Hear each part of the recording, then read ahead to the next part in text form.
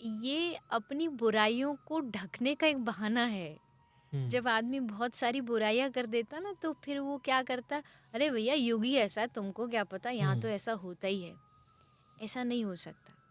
देखो, युग के अपने धर्म होते हैं, लेकिन हर युग में अच्छा बुरा ये साथ में चलता है। जैसे आपने कहा, आपने उस आदमी को देखा कि भाई वो मार रहा है। पहली बात तो मुझे लगता है कि उस आदमी से एक समय आता है, एक समय हैबिट करते करते आपके मन में बातें करते करते भी मन में शुरू हो जाता है। पर ये तो लेकिन बहुत उसके ऊपर लिए हो गया, प्रैक्टिस बहुत ऊपर है। प्रैक्टिस करनी पड़ेगी, उसके लिए अभ्यास ये ओह! होता है। और अगर आप कॉल सेंटर की बात करते हैं, देखिए, हर चीज़ का एक्सक्यूज़ तो बना सकते हैं, लेकिन 24 घंटे कौन है इस दुनिया में जो कॉल सेंटर में या किसी भी चीज़ में काम कर रहा है? कोई भी नहीं है। कोई भी आदमी ऐसा नहीं है जो 24 घंटे बिजी है। कुछ टाइम हुँ, उसको मिलता है और वो उस टाइम को दूसरी जगह यूज़ करता है। तो हमको उस चीज़ को यूज़ करना है कि भाई कहाँ पर कैसे भगवान के नाम को लिया जाए। जैसे मुझे आज भी याद है, जब मेरे स्कूल होता था, वैसे तो मैं बहुत कम ही जाना हो पाता था, पर स्कूल में बच्चों को मिल ही जाता है एक्सक्यूज़, भाई पढ़ाई है, हमसे हाँ, नहीं होता। जबकि गुरुजी ने कहा था 16 माला करनी करनी है। तो घर से स्कूल की दूरी लगभग आधा घंटे के लगभग थी। और बस में क्या करते हैं बच्चे, उधम इधर से उधर, उधर से उधर। जी, तो हम बैग में हमारे पेरेंट्स ने आदत डाली थी, दोनों मेरे बड़े भाइयों में, बैग में वो माला हम साथ लेके जाते थे। पहले हुँ, बहुत शर्म आती थी। पहले हुँ, माला बैग में रख के करते थे, पर जब थोड़ा सा समझ आया, अरे इसमें क्या, कोई बुरा काम थोड़ी कर रहे हैं हम, कोई हाँ, गलत काम थोड़ी कर रहे हैं, तो आने जाने वाला जो रास्ता उन्होंने माला के लिए यूज़ बहुत किया।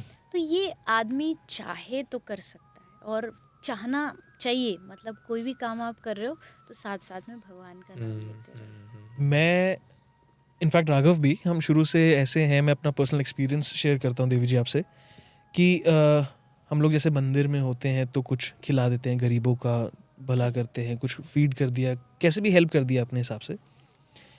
तो क्योंकि उसके बाद जब ये तो हम शुरू से कर रहे थे, लेकिन बाद में एक भजन आया कि पता नहीं किस रूप में आके नारायण मिल जाएगा। हम्म। तो फिर हमें एक मतलब भी समझ आया कि हम अच्छा इसलिए भी कर रहे हैं कि पता नहीं किस रूप में नारायण मिल जाएगा। हम्म। मैं गाड़ी ड्राइव कर रहा था कुछ दिनों पहले, और जैसे किसी गरीब ने खाने के लिए मांगा था, पैसे भी नहीं मांगे थे, हम्म। किसी से आगे वाली गाड़ी से खाने के लिए मांगा कि कुछ खाने को दे दीजिए। तो उसने खिड़की नीचे करी और उसके 2 थप्पड़ लगाए, ठीक है? तो उसकी बहन या आई थिंक मदर थी, मैंने देखा नहीं ढंग से, तो वो आई, "तुम मार क्यों रहे हो?" तो वो गाड़ी से उतरा तो उसने और मारा। तो अब और मारा तो हमारा फर्ज था कि रुकाओ कि क्या हो गया हम्म। एकदम से। इतने में कि हम समझा ही रहे थे उन्हें कि एक अंकल निकले साइड से, और एक चीज़ जो मेरे कानों में हिट करी वो ये थी, उन्होंने बोला कि कोई बात नहीं बेटा, कलयुग है, देखा जाएगा। और वो वहाँ से चले गए, और मैं रुकवाते रुकवाते उनको देख रहा हूँ, और मुझे कोई दिखा ही नहीं वहाँ पे। तो ये कलयुग है। ये कलयुग क्या है? अ, मुझे लगता है ये अपनी बुराइयों को ढकने का एक बहाना है। हुँ, जब आदमी बहुत सारी बुराइयां कर देता ना तो फिर वो क्या करता, अरे भैया युग ही ऐसा है, तुमको क्या पता, यहाँ तो हुँ, ऐसा होता ही है। ऐसा नहीं हो सकता। देखो, युग के अपने धर्म होते हैं, लेकिन हर युग में अच्छा बुरा ये साथ में चलता है। जैसे आपने कहा, आपने उस आदमी को देखा कि भाई वो मार रहा है। पहली बात तो मुझे लगता है कि उस आदमी से बड़ा गरीब इस दुनिया में कोई हो ही नहीं सकता, कि जो किसी असमर्थ पे हाथ उठाता हो, जो जिसको लगता है भाई मेरे पास पावर है, मैं बहुत पैसे वाला हूँ। और आप 50 लाख की गाड़ी में जा रहे हो, और आप अपना मिरर शीशा नीचे करके अगर 5 रुपए किसी की मदद नहीं कर सकते, तो आपकी 50 लाख की गाड़ी में बैठना बेकार है। क्या फ़ायदा उसका, जब आप किसी के इतने काम नहीं आ सकते। तो रही बात कलयुग की, तो देखो, कलयुग क्या है? कलयुग सोच है। युग शुरू हुआ, कलयुग जैसे ही शुरू हुआ, तो राजा परीक्षित को पता लग गया कि कलयुग चालू हो गया। कैसे पता लग गया? जहाँ लोग झूठ बोलने से डरते थे, अब सच बोलने से डरने लगे। जहाँ हुँ, लोग अच्छाई के लिए गर्व से कहते थे कि भाई हम अच्छे हैं, वहाँ लोग अच्छाई करने वाले थोड़ा डर रहे हैं, छुप रहे हैं कि भाई नहीं, हम नहीं कह सकते हम अच्छे हैं। और वो आज हो भी रहा है। जैसे फ्रेंड सर्कल में देख लो, कोई आदमी ये कहता है मैं नॉनवेज खाता हूँ, हुँ, हाँ बड़ा अच्छा है। और कोई ये कहते नहीं, मैं नशा नहीं करता, मैं ये सब नहीं खाता, अरे तू कौन से ज़माने में जीता है? तो वो क्या करेगा, वो अपने आप को छुपाएगा, उसको शर्म लगेगी, नहीं मैं नहीं बता सकता कि मैं ये गलत काम नहीं कर सकता। तो अच्छे काम करने वाले को शर्म आ रही है और बुरा काम करने वाला खुलेआम बोल रहा है कि हाँ मैं करता हूँ। इसका मतलब है कलयुग एक सोच है, और वो सोच कहीं ना कहीं हमने बनाई है, हमने स्वयं ने बनाई है। ये पक्का है कि युग अपना कहीं ना कहीं लक्षण दिखाता है, वो कभी ख़त्म नहीं हो सकते। कलयुग था, है, आगे भी जब तक चलेगा तब तक ये अपने सिम्टम्स, अपने लक्षण दिखाता रहेगा। लेकिन इसको बहाना मत बनाई, अपनी गलतियों को छुपाने का बहाना मत बनाई। अगर कलयुग है तो इस कलयुग में भगवान भी है। यही कलयुग है जहाँ मीरा थी, यही कलयुग है जहाँ नामदेव तुकाराम थे।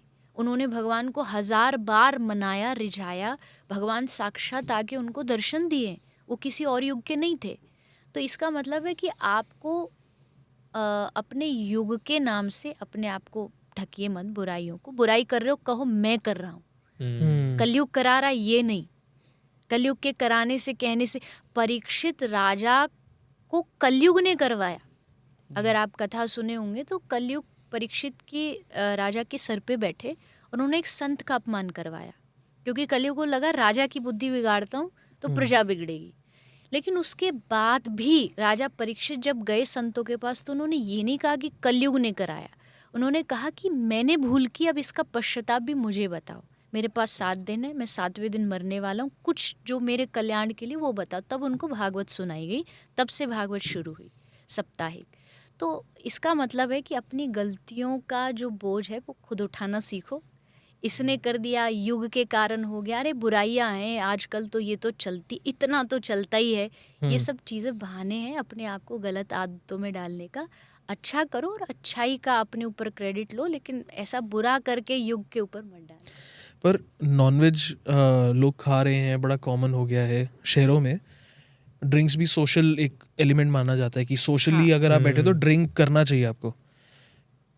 ये सब करते हुए वो भगवान से कितना दूर जा रहे हैं?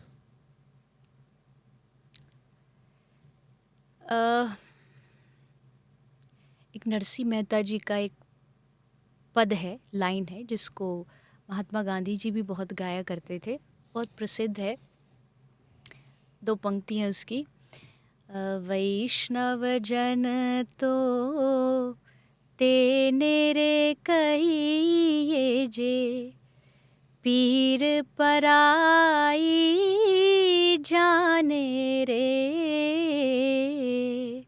वैष्णव जन तो तेने कहिए। तो मतलब इस लाइन की स्पष्ट एक बात है, भक्त वही है जो दूसरों के कष्ट को पहचाने, दूसरों की पीड़ा को पहचाने। आप कहते हो नहीं मैं तो भक्ति तो करता हूँ पर नॉन वेज खा लेता हूँ, आप कभी भक्ति नहीं कर सकते। क्यों? क्योंकि आप उस जीव में, उस प्राणी में आप अपने भगवान को नहीं देख पा रहे हो, और जब आप उसमें नहीं देख पाओगे तो आपको कहीं भी नहीं दिखेगा, आप कितनी भी कोशिश कर लीजिए।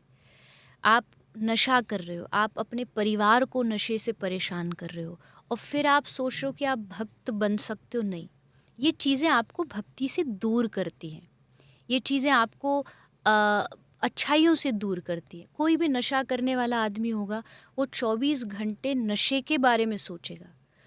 कमा भी रहा है तो उसको ये पता है कि अब इसको कहाँ से इतना कमाऊं जो मेरे नशे की पूर्ति हो सके जी।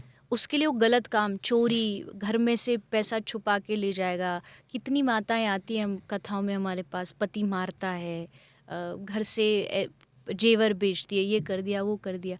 तो मतलब आप कष्ट दे के अगर ये चाह रहे हो कि मैं भक्ति कर सकता हूँ तो आप नहीं कर सकते। आपको भक्त बनने के लिए पहले दूसरों के कष्टों को दूर करना है, उनके कष्ट का कारण नहीं बनना है।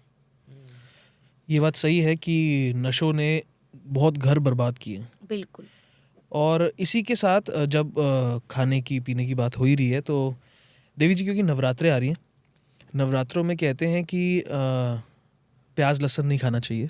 तो इसके पीछे का भी एक छोटा सा लॉजिक मैं जानना चाहूँगा कि क्या मतलब क्यों है, क्यों बोलते हैं नहीं, इसको? हम तो ऐसे नहीं बोलते कि नवरात्र में नहीं खाना चाहिए, हम तो बोलते कभी भी नहीं खाना चाहिए। अच्छा। किसी भी दिन नहीं खाना चाहिए, क्योंकि प्याज लहसुन जो है वो तामसिक भोजन में आता है। मतलब कोई पाप नहीं है, ये नहीं कह सकते आप कि भाई जो खा रहा है वो पापी है। जी।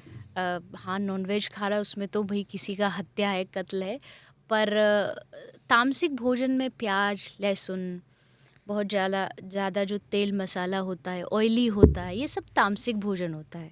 तो इसको अवॉइड एक भक्त को करना चाहिए, जो चाहता है कि भाई उसको अध्यात्म के रास्ते में आगे बढ़ना है। जिसको बढ़ना ही नहीं तो वो तो फिर कह सकता भाई मैं कुछ भी खाऊं, मेरी मर्जी, तुम कौन होते हो बोलने वाले। पर जिसको ये है कि नहीं भाई मुझे तो इस पाथ पर आगे चलना है, तो उसको ये अवॉइड करना चाहिए हर दिन।